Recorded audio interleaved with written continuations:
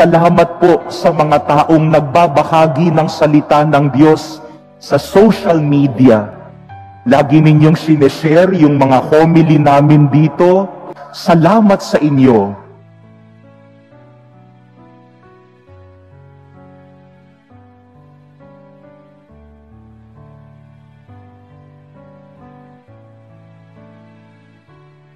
Baka hindi ninyo alam, yung binabahagi ninyo na salita ng Diyos ay nakapagbibigay ng liwanag sa isang taong dumaraan sa dilim.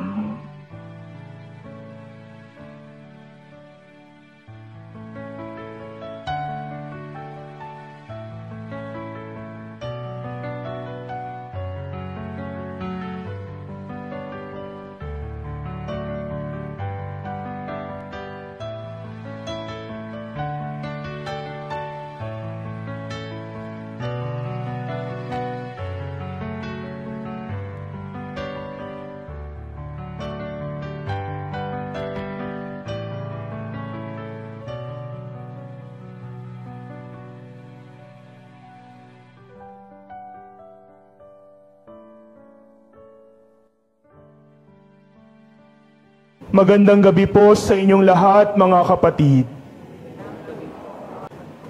Sa totoo lang po, hindi ko alam kung mag-homily pa ako. No? Napakalinaw naman ng mga sinabi ng Panginoon sa Ebanghelyo. Amen?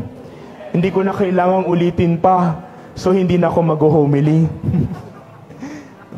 Ano bang paanyaya sa atin ng Panginoon para sa linggong ito? Napakaganda ng sinabi ni San Pablo sa ating ikalawang pagbasa. Sabi ni San Pablo sa mga Kristiyano, ngayon namumuhay tayo ng makalupa. Pero sana araw-araw, sinisikap natin na mamuhay kagaya ni Jesus.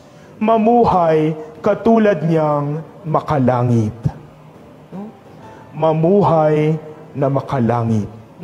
Ano nga bang ibig sabihin kapag ang isang tao ay namumuhay ng mabuti, namumuhay ng makalangit, namumuhay katulad ni Jesus? At yan ay binigyan tayo ng halimbawa ng Panginoon sa ating Ebanghelyo. Una sa lahat, paano tayo makapamumuhay na makalangit araw-araw? Paano tayo makapamumuhay ng mabuti? Bilang mga anak ng Diyos, sabi ni Jesus, love your enemies. Mahalin mo ang iyong kaaway. Siguro isa yan sa pinakamahirap na utos ng Panginoon sa buhay natin. Father, paano ko mamahalin yung mga taong nananakit sa akin? Paano ko mamahalin yung mga taong walang ibang ginawa kundi sirain ang buhay namin? Siraan ako sa ibang tao. Paano ko mamahalin yung mga taong nananakit sa amin? Yung mga nambubuska, yung mga yumuyurak ng dignidad namin. Kamahal-mahal ba ang mga taong iyan? Pero napakalinaw ng sinabi ng Panginoon, mahalin mo ang iyong kaaway. Anong itinuturo sa atin ni Jesus? Alam ng Panginoon na sa ayaw man natin o sa hindi, magkakaroon at magkakaroon tayo ng kaaway sa buhay. Na kahit tayo'y Kristiyano, na kahit tayo'y mga tagasunod ni Jesus, hindi pwedeng hindi tayo magkakaroon ng kaaway sa buhay na ito. Bakit? Hindi dahil masama ang ugali mo. Magkakaroon ka ng kaaway kasi naninindigan ka kay Kristo. Ano ibig sabihin ng naninindigan kay Kristo? Ang tunay na Kristiyano, laging naninindigan sa kung ano yung mabuti, sa kung ano yung tama, sa kung ano yung kalooban ng Diyos. At kaaway ng mga Kristiyano ang lahat ng taliwas sa itinuturo ng Panginoon. Kaaway ng Kristiyano ang kasalanan. Kaaway ng Kristiyano ang kabuktutan, ang kasamaan, ang anumang taliwas sa kalooban ng Diyos. Kaya kahit tayo'y Kristiyano, hindi pwede at hindi natin maiiwasan na magkakaroon tayo ng kaaway. Pero anong sinasabi ng Panginoon? Na kahit tayo'y may kaaway, itrato natin sila ng tama. Itrato natin sila ng mabuti. Mahalin natin ang kaaway kagaya ng pagmamahal ng Diyos. Sapagkat kapag nagmahal ng Diyos, hindi siya namimili. Hindi siya naninino. Hindi siya nananantabi ng tao. Pag nagmahal ng Diyos, pantay-pantay para sa lahat. Amen? At yan ang nakita natin sa unang pagbasa. Anong kwento ng unang pagbasa? Hinahanap ni Haring Saul si David. Bakit niya hinahanap? Kasi gusto niyang patayin si David. Anong dahilan? Naiinggit siya kay David. Matapos na patayin ni David ang higanteng si Goliath, sumikat si David sa buong Israel. Natalbugan niya si Haring Saul. Kaya pinaghahanap siya ni Saul at gusto siyang patayin. Pero napakaganda nung unang pagbasa. Natagpuan ni David si Saul na gustong pumatay sa kanya na mahimbing na natutulog. Anong sabi nung kasama ni David? Patayin na natin. Natutulog, walang kalaban-laban yan. No? Matatapos ang problema natin, matatapos ang pagtakas natin pag pinatay natin si Haring Saul. Pero anong sabi ni David? Kahit kaaway niya si Saul, kahit gusto siyang patayin ni Saul, wag mong sasaktan ang hari. Nirespeto pa rin niya si Saul sapagkat si Saul ay pinili ng Diyos. At sana ganyan tayo sa ating mga kaaway. Kahit iba ang pananaw nila sa atin, kahit iba ang ugali nila sa atin, huwag tayong gagawa ng masama, huwag tayong gagawa ng mga bagay na makasasakit sa kanila. Itrato pa rin sila natin ng tama, ng mabuti. Irespeto pa rin natin sila bilang mga tao at bilang mga anak ng Diyos. Yan ang ibig sabihin na mahalin ang kaaway. May mga tao sa buhay natin na iba talaga ang pag-iisip, iba ang pananaw, iba ang ugali kaysa sa atin. Pero ang hinihiling ng Diyos, sana kahit na ganon, maging mabuti pa rin tayo sa kanila. Sapagkat hindi natin alam, baka yung kabutihan na ibinibigay at ipinapakita natin sa kanila, siyang magpabago sa pag-uugali nila.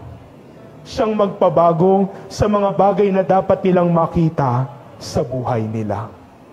Kaya laging maging mabuting Kristiyano. Ano pang sabi ni Jesus? Kapag tumulong ka, huwag kang namimili ng tutulungan. Huwag kang mamimili ng gagawan mo ng kabutihan. Aminin man natin o hindi, madalas pag tumutulong tayo, namimili tayo. Mas madaling tulungan yung mga taong naging mabait sa akin. Mas madaling bigyan yung mga tao na mabuti sa akin, na sumusunod at naniniwala sa lahat ng sinasabi ko. Mas madaling tulungan yung mga taong minsan na ring tumulong sa akin. Anong sabi ni Jesus? Anong makukuha mo? Anong gantimpala ang magbibigay ka sa taong gumawa rin sa'yo ng kabutihan? Ang bigyan mo yung mga taong walang kakayahan na magbalik sa iyo ng iyong binigay. At ang Diyos na nakakakita ng mabuti mong ginawa, ang siyang magpapala sa iyo. Huwag tayong namimili kapag gagawa tayo ng kabutihan. Pag magmamalasakit at tutulong tayo, huwag tayong naninino at nananantabi ng iba. Bakit? Kapag ang Diyos tumutulong sa atin, namimili ba siya? Yung mababait lang, yung mga sumusunod lang sa utos ko, sa kalooban ko ang pagpapalain ko, edi wala sa ating pinagpala. Sapagkat alam natin lahat tayo may pagkukulang at pagkakamali sa Panginoon. Tularan natin ang Diyos na kapag gumawa ng kagandahang loob, kapag tumulong at nagmalasakit, hindi namimili ng pagpapalain. Panghuli, sabi ni Jesus, kung gusto natin maging mabuting Kristiyano, huwag tayong maging mapanghusga sa iba. Stop judging, and you will not be judged. Stop condemning, and you will not be condemned. Isa siguro to sa pinakamahirap gawin. Kasi minsan ang tao, kahit hindi bumubukas ang bibig, nanguhusga gamit ang isip. Tingin pa lang ng ibang tao, tinignan mo na mula ulo hanggang paa, ay naku, alam ko nang gagawin nito. Alam ko nang sasabihin nito. Wala pang ang ginagawa yung tao, may panghuhusga ka na. Aminin man natin o hindi, minsan mas mabilis maging mapanghusga kaysa maging maunawain. Kaya napakaganda ng sinabi ng Panginoon, be merciful just as the Father is merciful. Be compassionate, be loving, be forgiving. Yung panghuhusga sa ibang tao, walang magandang naidudulot yan sa buhay natin. At hindi mababago niyan ang buhay ng kapwa natin. Maging mahabagin ka, maging mapagpatawad ka, maging maunawain ka, at makakatulong ka para maiangat ang buhay ng iyong kapwa. Mga kapatid, ito lamang ang paanyaya sa atin ng Panginoon. Tinatawagan niya tayo para maging mabuting Kristiyano. Sa pagmamahal at pag-unawa sa kaaway natin, sa pagtulong na hindi namimili at naninino ng iba, at sa pagiging maawain at hindi mapanghusga sa kapwa natin.